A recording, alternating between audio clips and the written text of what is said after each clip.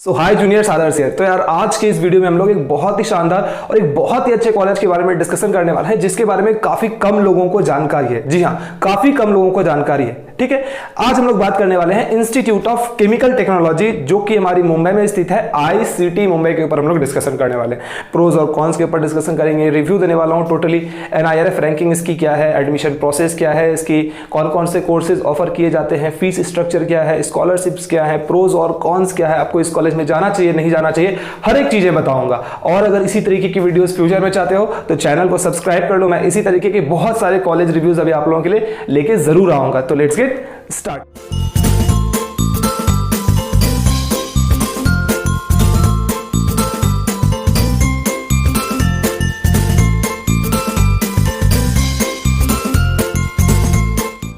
तो यार हम लोग सबसे पहले इस कॉलेज की ESTD के बारे में बात करते हैं। ESTD का मतलब ये कि कब ये कॉलेज बनी है और चलना स्टार्ट हुई। तो ESTD of this college is 1933। तो अगर आप ईयर गैप देखोगे तो ईयर गैप से आप लोगों को ये पता चल जाएगा कि ऑलमोस्ट 90 ईयर्स इस कॉलेज को पूर्णे को आ गए। अब कॉलेज का पुराना होने का मतलब सबसे बड़ी बेनिफिट क्या मिलती है पता है, कि इस कॉलेज की जो एलुमनस है, मतलब जो स्टूडेंट्स यहाँ से पढ़ के जा चुके हैं, वो बहुत सारे स्टूडेंट्स हैं। तो एक चेन क्रिएट हो जाती है। तो आप लोगों को प्लेसमेंट में खास करके कोई दिक्कत की बात नहीं आएगी। दूसरी बात यह कि अगर आप कुछ रिसर्च वर्क करते हो उसमें कोई दिक्कत की बात नहीं। अगर आप फॉरेन स्टडी के लिए जाना चाहते हो उसमें भी आप लोगों को कोई दिक्कत की बात नहीं आएगी, क्योंकि बहुत सारे सपोर्ट मिल जाते हैं आप लोगों को इन लोगों की तरफ से। ठीक है, अब मैं बात कर लेता हूं आप लोगों को NIRF रैंकिंग की। तो NIRF रैंकिंग की अगर मैं बात करूं तो 2019 के हिसाब से इस कॉलेज की रैंकिंग, जो लेटेस्ट रैंकिंग आई है उसके हिसाब से इस कॉलेज की रैंकिंग थी 12, की बहुत बड़ी चीज बयां करती है, जो कि बहुत अच्छी चीज है। ठीक है, 2018 की अगर मैं रैंकिंग की बात करूं तो इस कॉलेज की रैंकिंग थी 10। अब मैं बात कर लेता हूं कि इस कॉलेज में अगर आप लोगों को एडमिशन चाहिए तो कैसे हो सकते हैं। इस कॉलेज में एडमिशन आप लोगों को दो प्रोसेस से हो सकते हैं। सबसे पहला तरीका होता है हमारा MHTCET के द्वारा, दूसरा तरीका होता है हमारा JEE मेंस के द्वारा। तो अगर आप JEE मेंस के द्वारा अगर आप एडमिशन करना चाहते हो तो आप लोगों को एक फॉर्म फिलअप करनी पड़ती है ऑफिशियल वेबसाइट पे जाके। उस फॉर्म को फिलअप करने के बाद अगर आपकी कट ऑफ मैच करती है तो आपको फिर वहां पे काउंसलिंग के थ्रू एडमिशन हो जाएगी। अब जब मैंने बताया कि कौन कौन से तरीके से आप एडमिशन ले सकते हो, जाहिर सी बात है कि कट ऑफ भी दिमाग में आप लोगों की आ रही होगी।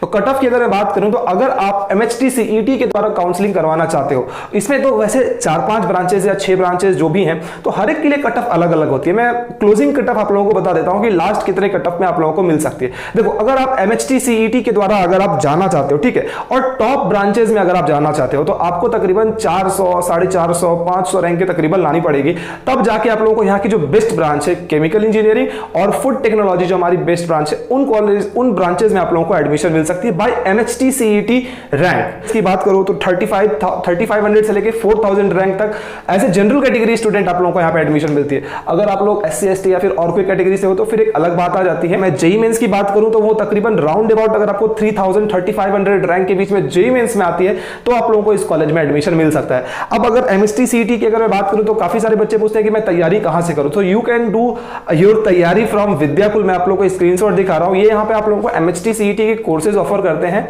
साथ में आप लोग यहाँ पे टेस्ट सीरीज भी ज्वाइन कर सकते हो। जिन लोगों को क्वेश्चन पैटर्न वगैरह में दिक्कत आती है वो चीजें यहाँ पे आप लोगों को मिल जाएंगी। ठीक है, अफोर्डेबल प्राइस में ये कोर्सेज आप लोगों को ऑफर करती हैं। और जहां तक मैं इनकी वेबसाइट पे देख रहा हूं तो बहुत सारे ऐसे स्टूडेंट हैं जिनको 180, 175 मार्क्स आए हैं और टॉप कॉलेजेस जैसे कि COEP पुणे हो गया या फिर ICT मुंबई हो गए, तो इन सारे कॉलेजेस में वहां के बच्चे पढ़ रहे हैं। रेस्ट इज योर चॉइस, आप लोग क्या करना चाहते हो। कट ऑफ के बारे में मैंने बता दिया।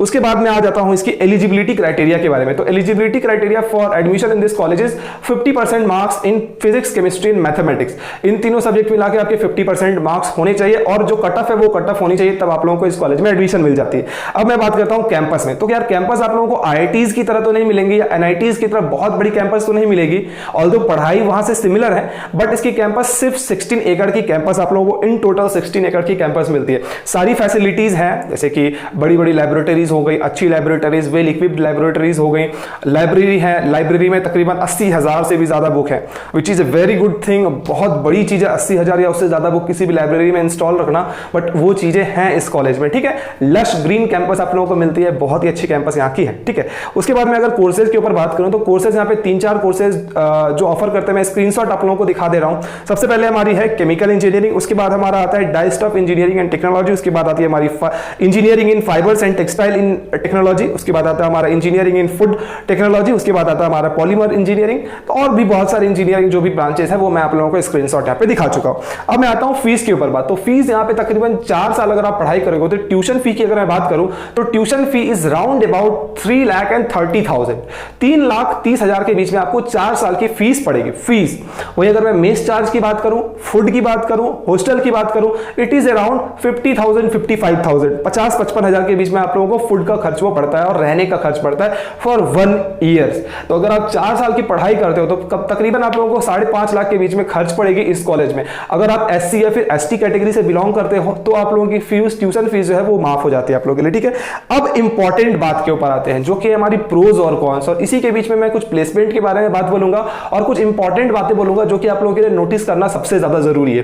प्रोज और कॉन्स में सबसे पहली बात ये आती है कि इसकी जो केमिकल इंजीनियरिंग और फूड टेक्नोलॉजी जो आप लोगों को यहाँ पे प्रोवाइड की जाती है एज ए ब्रांच, तो ये चीजें किसी एनआईटी, किसी ट्रिपल आईटी या फिर किसी आईआईटी से आप आराम से कंपेयर कर सकते हो। इवन मैं ये कहूंगा कि इसकी केमिकल इंजीनियरिंग और फूड टेक्नोलॉजी या फिर टेक्सटाइल इंजीनियरिंग जो ब्रांचेस ऑफर की जाती है वो बहुत सारे पुराने वाले, बहुत सारे नए वाले आईआईटी से भी अच्छे हैं और कुछ पुराने एनआईटी से भी अच्छे आप लोगों को यहाँ पे मिल जाते हैं। तो इस चीज के लिए आप एश्योर्ड रह सकते हो। अब बस एक चीज से आप इसमें ध्यान लगाने की कोशिश करो कि जेईई मेंस में अगर आपको 3,3500 रैंक तकरीबन होती है तब जाके इस कॉलेज में आपको एडमिशन मिलती है। तो इस कॉलेज में किस क्वालिटी के बच्चे वहां पे पहुंचते होंगे बस इमेजिन करके आप यहां पे देख सकते हो। ऑल्दो जो महाराष्ट्र के बच्चे हैं उनको वहां पे कुछ कैटेगरी का भी फायदा मिलता है, बट वो बहुत कम बच्चों को मिलता है, ऐसा नहीं कि बहुत सारे बच्चों को मिलता है। दूसरी बात ये कि जो मैंने शुरुआत में कहा था कि एलुमनी नेटवर्क बहुत बड़ी है और अंबानी जी जिनके बारे में आप और हम सबको ही जानते हैं वो इस कॉलेज के ही एलुमनाई हैं। या फिर अगर मैं बात करूं कि एसीसी सीमेंट के जो चेयरमैन थे वो भी इस कॉलेज से ही हैं, और भी बहुत सारे मिलियनर ऐसे हैं, करोड़पति बहुत सारे ऐसे हैं, इंडस्ट्रियलिस्ट बहुत सारे ऐसे हैं जो कि इस कॉलेज से ही पास आउट हुए हैं। और ये कहीं ना कहीं आप लोगों को किसी ना किसी पॉइंट ऑफ टाइम में आप लोगों के लिए बहुत ही ज्यादा मददगार होने वाली है। तीसरी इंपॉर्टेंट बात क्या है कि अगर आप रिसर्च ओरिएंटेड फ्यूचर में अपना करियर चाहते हो, अगर आप फॉरेन में जाके एमटेक, एमएस या फिर पीएचडी वगैरह करना चाहते हो तो फिर ये कॉलेज आपके लिए बेस्ट प्लेस है, ये मैं कह सकता हूँ लिख के, ठीक है। उसके बाद प्लेसमेंट की अगर बात करूं तो हर जगह यार डेटा बहुत ज्यादा अलग अलग दी गई थी। तो कहीं पे यार हाईएस्ट पैकेज लिखा था 15 लाख है, कहीं पे लिखा था 18 लाख। तो जिस जगह से मैंने डेटा ली है आप लोगों के लिए वहां पे highest package was written as 18 lakh per annum. अब बहुत सारे बच्चों को ऐसा लग रहा हो कि भैया सिर्फ 18 लाख ही हाईएस्ट पैकेज है इस कॉलेज की। देखिए कोर ब्रांचेस जहां पे भी होते हैं, कोर ब्रांचेस में आप लोगों को बहुत ज्यादा सैलरी ऑफर नहीं होती है, लेकिन इन सारे ये जो ब्रांचेस में आप लोगों को जो भी जॉब लगेंगी तो इस जॉब में अगर आपको 4-5 साल का एक्सपीरियंस हो जाता है तो इस 18 लाख को 25 लाख और उस 25 लाख को 30 लाख बनने में ज्यादा वक्त नहीं लगता है। Trust me on this. Average package की अगर मैं बात करूं तो कॉलेज के डेटा के हिसाब से जो कि NIRF को सबमिट की गई थी उसमें लिखा गया था कि इसकी एवरेज पैकेज इज 5,75,000। ये ऑफिशियल डेटा है, ठीक है। उसके बाद मैं बात करूं तो हॉस्टल्स वगैरह की अगर मैं बात करूं तो इन टोटल 5 हॉस्टल्स हैं। उन 5 हॉस्टल्स में से 3 हॉस्टल हैं बॉयज के लिए और 2 हॉस्टल है गर्ल्स के लिए। अब जब बहुत सारे बच्चे ऐसे होंगे जो कि हॉस्टल ज्वाइन करने वाले हैं तो जो फर्स्ट ईयर में आप लोगों को हॉस्टल मिलती है उससे बहुत सारे बच्चे खुश नहीं है इस कॉलेज के। ऑल्दो जो आप लोगों से प्राइस ली जाती है, क्योंकि प्राइस बहुत ही मिनिमल प्राइस आप लोगों से ली जाती है, तो प्राइस के हिसाब से बहुत ही बेहतरीन चीज आप लोगों को प्रोवाइड की जाती है। बट फर्स्ट ईयर में आप लोगों को ओल्ड वाली हॉस्टल में रहना पड़ता है, उसके बाद सेकंड ईयर ऑनवर्ड्स आप लोगों की हॉस्टल काफी अच्छी हो जाती है। फूड से बहुत सारे बच्चों को मैं परेशान देखा यहाँ पे, जब मैं रिव्यू को चेक कर रहा था, कुछ बच्चों से बातें मैं कर रहा था, तो फूड से परेशान इन द सेंस कि यार एक ही चीजें जो वो घुमा की चीजें आप लोगों को दी जाती है। तो एक चीज इस पॉइंट को भी आप लोगों को दिमाग में रखना है, ठीक है।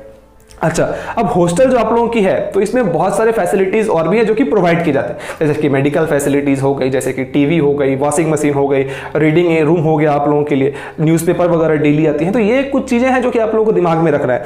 अब मैं आप लोगों को कह रहा हूं कि कॉन्स के बारे में। कॉन्स मतलब कि थोड़ी बहुत नेगेटिव पॉइंट हर एक कॉलेज की होती है, तो इस कॉलेज की सबसे बड़ी नेगेटिव पॉइंट मुझे ये लगी यार कि सबसे पहली बात तो ये कि जो बच्चे बहुत ज्यादा पढ़ना चाहते हैं, सिंपली ये मैं कहना चाहूंगा कि ये कॉलेज उनके लिए है। जो अच्छे से पढ़ाई कर सकते हैं, अच्छे से क्लास अटेंड कर सकते हैं, उनके लिए कॉलेज है। रीजन ये है कि आप लोगों को जो स्टडी आवर है इस कॉलेज की वो है 8:30 सुबह से लेके 5:30 शाम तक। तो आप लोग समझ सकते हो कि एक आपका जो आधा दिन है वो आधा दिन आप लोगों का सिर्फ और सिर्फ कॉलेज में ही चला जाएगा। दूसरी बात यह कि यार इस कॉलेज में फेस्ट वगैरह बहुत ज्यादा होते हैं, फेस्टिवल्स वगैरह बहुत ज्यादा मनाए जाते हैं, तो इससे काफी बच्चे मुझे नाखुश दिखे, पता नहीं क्यों, लेकिन मुझे मेरे हिसाब से तो ये काफी अच्छी चीज है, लेकिन काफी सारे बच्चे मुझे इस चीज से नाखुश दिखे। और दूसरी चीज़ ये कि यार यहाँ की जो कोर्सेज है वो कोर्स काफ़ी ज़्यादा फास्ट है, तो आप लोगों को काफ़ी अच्छा खासा पढ़ाई करना पड़ेगा। सब सिंपल सी बात है कि अगर आप अच्छा किसी जगह करना चाहते हो तो अच्छी पढ़ाई आप लोगों को करनी पड़ेगी, अच्छी कोर्स स्ट्रक्चर आप लोगों को चाहिए। तो ये एक बहुत बड़ी चीज़ है। और इसकी अगर मैं पिलर्स की बात करूँ ना, जो इस कॉलेज की पिलर्स है, अगर उस पिलर में देखोगे तो आपको सिर्फ और सिर्फ पद्मश्री और पद्म भूषण वाले ही टीचर्स या फिर जो सर हैं, जो हमारे सीनियर है, वो आप लोगों को यहाँ पे दिखेंगे, जो कि बहुत बहुत बड़ी बात होती है। तो वाइल रिव्यूइंग दिस कॉलेज, मुझे बहुत अच्छा लगा इस कॉलेज को रिव्यू करने में। ऑल्दो ये कॉलेज जो 5-6 साल पहले थी, वो सिमिलर कंडीशन में ये कॉलेज अभी आप लोगों को नहीं देखने को मिलेगी, बट स्टिल जिस भी कंडीशन में है, खास करके chemical engineering, food technology, textile engineering, polymer engineering, जिसकी स्कोप और किसी जगह में देखा जाए तो उतनी अच्छी आप लोगों को नहीं दिखती है। तो इस कॉलेज में कम से कम वो तो ऑफर किया जाता है कि बहुत सारे कंपनीज वगैरह भी विजिट करते हैं, तो आप लोगों की प्लेसमेंट वो बहुत अच्छी हो जाएगी। खास करके फेस्ट के बारे में अगर बात करूं, स्पोर्ट्स फैसिलिटीज के बारे में बात करूं, तो वो सारी चीजें हर एक कॉलेज में जैसी होती है वैसी ही है, इसीलिए उसके बारे में मैंने बहुत ज्यादा डिस्कशन नहीं किया। तो ऑल्दो मुझे लगता है कि ये वीडियो थोड़ी सी लंबी हो चुकी होगी, बट स्टिल आप लोगों को काफी मजा आया होगा जो रिव्यू मैंने बताया है, और बहुत सारे डेटा, बहुत सारी चीजें आप लोगों को पता चली होंगी। और नॉलेज का कोई भी अंत नहीं होता है, तो मैं जितना बताया हूं इसके बाद भी बहुत सारी ऐसी चीजें होंगी जिससे जो मेरे से छूट चुकी होंगी। तो अगर आप लोगों को कोई दिमाग में वैसी चीजें हैं तो आप मुझे कमेंट बॉक्स में कमेंट करके बता